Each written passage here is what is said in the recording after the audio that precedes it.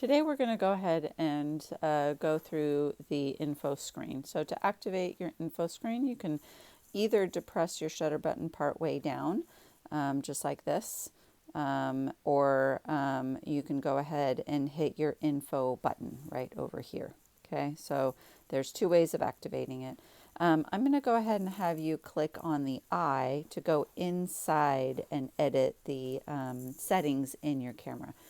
So the first thing you're going to want to do is make sure that you're set to RAW mode. If your camera is not able to be changed in RAW mode or any of these settings in here, it's probably because you're set on an auto setting. So make sure you're set either in M or A or S for semi-auto settings. Okay.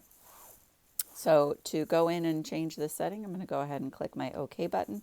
And you can see you have all these different options. We're going to go ahead and always be shooting in RAW mode. That's a digital negative setting. You don't want to be in NEF RAW plus JPEG Fine. That would be adding two images, one RAW file and one JPEG file, and that's just really confusing. So you're going to go ahead and just select RAW, click OK, and you'll notice that your image size is now going to be unable to be changed, and that's normal. The next thing you're going to do is go ahead and change your white balance. And so if you're shooting indoors, you're going to go to any of these incandescent or fluorescent settings. When you're not sure, I always like to just leave it on auto. And then usually I change for direct sun, shade, or cloud. These are really the only ones that I use in addition to auto. So I'm going to set mine for auto for now. You want to go ahead and make sure that your active delighting is off. You don't necessarily want it on. You'll notice when it's on, what it does is it creates all this ambient light that sometimes isn't really what we want. So we want to make sure that our active delighting is set off.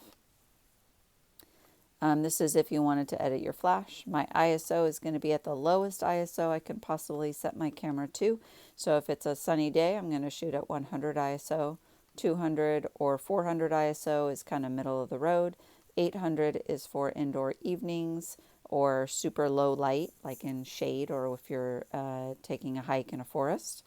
1600 again is around sunset time or when you're at a concert or an event that has really low light, or even inside your house sometimes when the sun has already set early in the evening.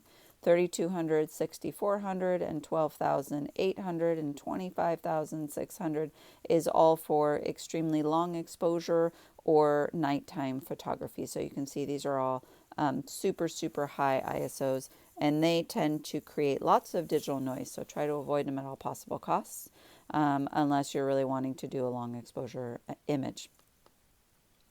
So I'm going to go ahead and set mine to 200 for now.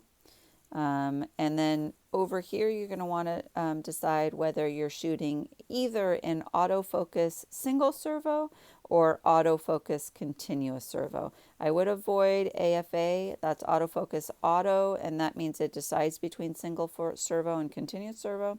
And then obviously MF is for manual focus, so if you want to go ahead and change that setting, that would be if you want to override the autofocus settings.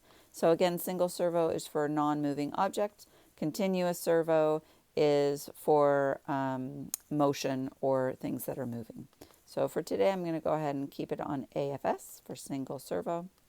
Over here, autofocus area mode, go ahead and go into there. You have two choices, single point autofocus or auto area autofocus, and you want single point. So I'm going to go ahead and select single point. And then over here for metering, you want spot metering. Matrix metering is really great for if you're going to be using off-camera flash. Center weighted metering is for things that are always going to be in the center, and that's not necessarily always going to be the case for you. So we want to select spot metering. That means wherever that red dot inside for focusing, which we're going to get to in a little bit, is going to be where your metering is going to be. And then over here, these settings should all be set at 0. Your picture control is for the types of different colors. You can see this kind of changes. But again, you can do all of that stuff in Photoshop, in Lightroom and Photoshop next week when we're going to upload our photos. So go ahead and leave yours at standard picture mode. And these are all just the basic settings. So when you're taking your photos, the things that you're going to be changing quite frequently is your ISO. your autofocus single servo or autofocus continuous servo. Those are going to be pretty much the two things that you're going to be moving along with your white balance, possibly your third thing.